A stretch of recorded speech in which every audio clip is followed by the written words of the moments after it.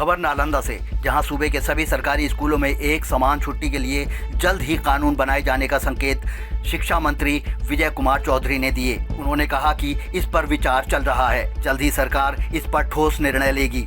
कुछ स्कूलों में शुक्रवार की छुट्टी की चल आ रही परंपरा बहस का मुद्दा बना हुआ है। दरअसल शिक्षा सह जिला प्रभारी मंत्री सूखे की स्थिति की समीक्षा करने के लिए बिहार शरीफ पहुंचे थे।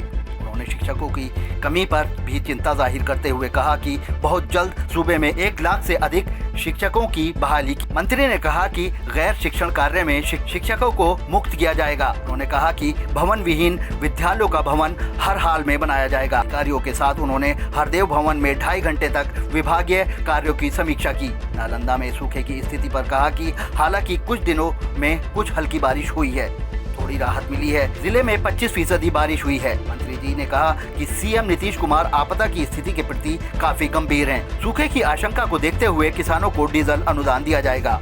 जहां बिजली की सुविधा नहीं है, डीजल से किसान खेती की सिंचाई कर सकते हैं। और जहां तक शिक्षकों की कमी की बात है, हम खुद स्वीकार करते हैं और हम लोग विभाग की तरफ से कहते रहे। अभी हमने आपको बताया है कि हम लोगों ने पिछले महीने 42,000 शिक्षकों की नियुक्ति की है और हम लोग लगभग 1 लाख से ऊपर और शिक्षक नियुक्त करने वाले हैं। स्वाभाविक रूप से आखिर शिक्षकों की कमी है, पद खाली हैं, तभी तो हम नियुक्तियां कर रहे हैं।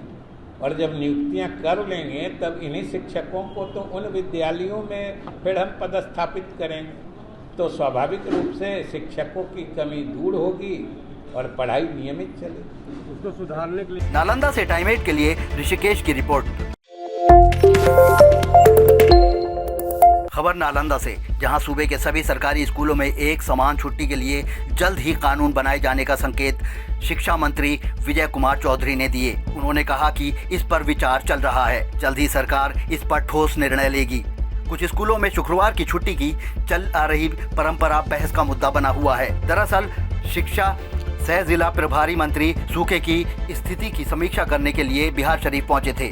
उन्होंने शिक्षकों की कमी पर भी चिंता जाहिर करते हुए कहा कि बहुत जल्द सूबे में 1 लाख से अधिक शिक्षकों की बहाली की। मंत्री ने कहा कि गैर शिक्षण कार्य में शिक्षकों को मुक्त किया जाएगा। उन्होंने कहा कि भवन विहीन विद्यालयों का भवन हर हाल में बनाया जाएगा। अधिकारियों के साथ उन्होंने हरदेव भवन में 2.5 घंटे तक विभागीय कार्यों की समीक्षा की। नालंदा में सूखे की स्थिति पर कहा कि हालांकि कुछ दिनों में कुछ हल्की बारिश हुई है, थोड़ी राहत मिली है। जिले में 25% बारिश हुई है। मंत्री जी ने कहा कि सीएम नीतीश कुमार आपदा की स्थिति के प्रति काफी गंभीर हैं। सूखे की आशंका को देखते हुए किसानों को डीजल अनुदान दिया जाएगा।